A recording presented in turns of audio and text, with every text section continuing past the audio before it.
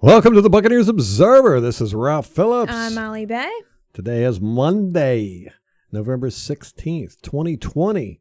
How about them apples? How about it? Feels good. Victory Monday. Victory Monday. It is a wonderful feeling. How are you feeling today, Molly? Good. Good. Good. This video of mine's funny. I know. Wow. There's like half of you. Yeah. Sometimes I just disappear. It's a ghost. Ghost Ralph. Ghost Ralph. I'm liking it though. All right, we got some news for you. Catch up on stuff going around the league having to do with Buccaneers. Molly, you want to take it from here? The Miami Herald is reporting that on October 15th, Antonio Brown had an incident in his community where the cops were called on him for a dispute with his homeowners association. And at first I just read he had the cops called on him and I'm like, okay, here we go. Here we go. Then I got to the part where it was with his HOA and I'm like, okay, understandable.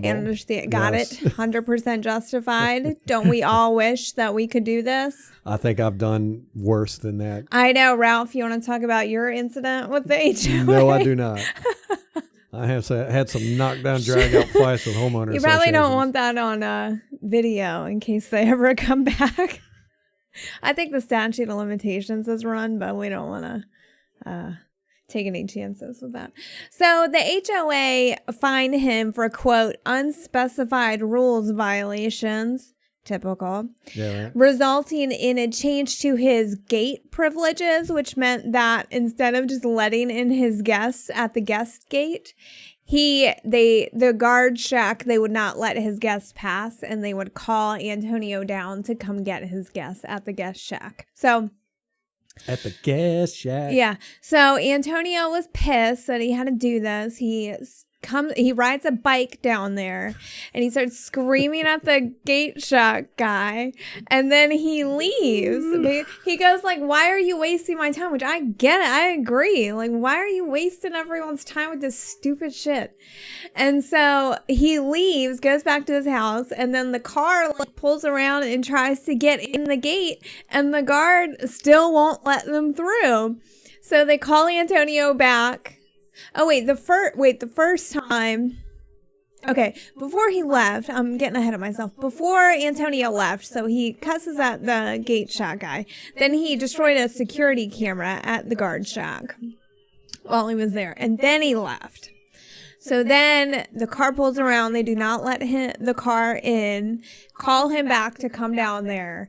And so he comes down and he gets mad again and he throws his bike at the gate. You know, it's got the thing that lifts up, and apparently it got stuck in the up position. So he was the hero to everyone who had their gate privileges revoked, because then you could just go right in. Like, it didn't even matter. Oh my gosh. And so they called the police.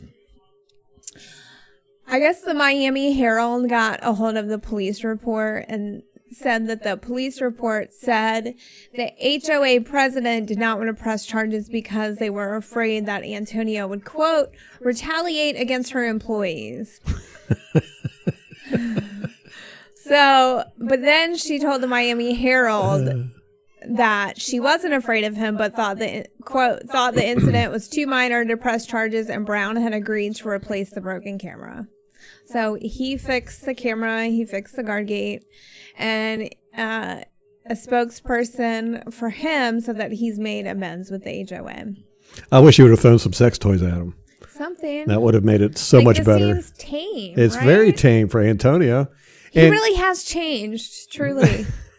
Well, and in his defense, this was back in October 16th, you said? The 15th. It was before he signed with the Buccaneers. Yeah, so now he's a totally different person now. Right. The Bucs statement was, quote, we are aware of the reported incident involving Antonio Brown prior to his signing. When Antonio joined us, we were clear about what we expected and required of him. Thus far, he has met all the expectations we have in place. So we should do odds on how long it'll be before he gets kicked off the team? Do you think it's going to happen? You think he's going to be able to stay in bounds? Yeah, I just think it's too late in the season I don't know. This is Antonio Brown we're talking about. Look at his foot. I know. Look at the foot. This was like a month ago. Like, I don't know. I don't know either. It's so hard to... I don't know. Yeah, he's going to do something silly. It's coming. Think so? It's coming. Yeah. Again? Yeah. Well, it was like at the Patriots, he didn't do anything that got him... The thing that got him kicked off the team was the lawsuit and the sexual assault allegation. That happened way before and they were old. Yeah, so he hadn't done anything to get kicked off the team. Right. Recently. So, I don't know. I think he'll be okay. Maybe. We shall see. Makes for fun drama. Yeah. And it's amusing. I did talk a lot about all this when he got signed. Oh, you were so adamant about getting him on this team. Yeah. You did not want. But now that he's here, I'm like, all right, bro. That's how it works, man. I'll be in your corner. If you are not a Buccaneer, we don't want you. If I you know. are a Buccaneer, we don't want you to go. Yeah. Greg Allman reports that the Buccaneers will have 3 days off this week, and they'll also practice Friday and Saturday night to help them adjust to the primetime schedule. So hopefully that'll help us Monday night. We'll see. Hey, we'll take whatever we can get. I know. They got to try something. They got to do something. So it's going to be a tough game. I agree. Well, hopefully a little less tough. The Rams left tackle Andrew Whitworth suffered a torn MCL and has damage to his PCL. So he is headed to injured reserve per Ian Rappaport. Yep. So we won't be facing him. We'll look more into his replacement during the preview at the end of the week. And we'll see how that goes. Speaking of injuries, Drew Brees fractured 2 ribs on Sunday. That was why he was out, and apparently punctured a lung. And then they took x-rays, and he had 3 broken ribs against the Buccaneers that did not show up on the x-rays until today. So we did hurt him. And then he has a collapsed lung on the right side. So they're not saying how long he's going to be out. And I don't think they're even saying who's going to play. Apparently, they're going to do Jameis Winston and, put in Taysom Hill every now and then like they normally do. Okay. I would assume that's what they did last week when Drew Brees didn't play. Well, that will help us in the next few weeks. I mean, not that Jameis can't win against teams like the Falcons and the Broncos, because he absolutely can. But, I mean, he's not Drew Brees. So It does, I think, hurt their team a bit. And, I mean, they do have easy opponents, so we'll see. But I wish we had gotten to play Jameis Winston. Yeah, right. That's not fair. Might would have gotten 5-6 dozen interceptions. I know.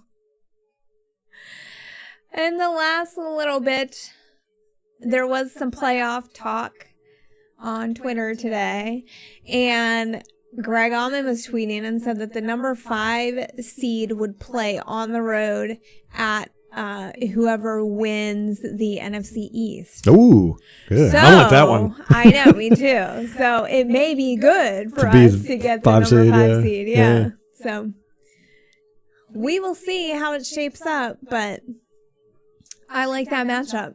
Yeah. All right. Well, there you go. You got the news for the day.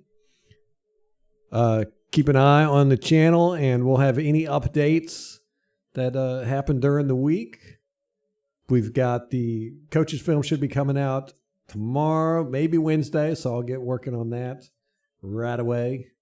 And keep an eye out. We'll have some videos from that. So you see that butt whooping we gave the kittens, the poor little kittens.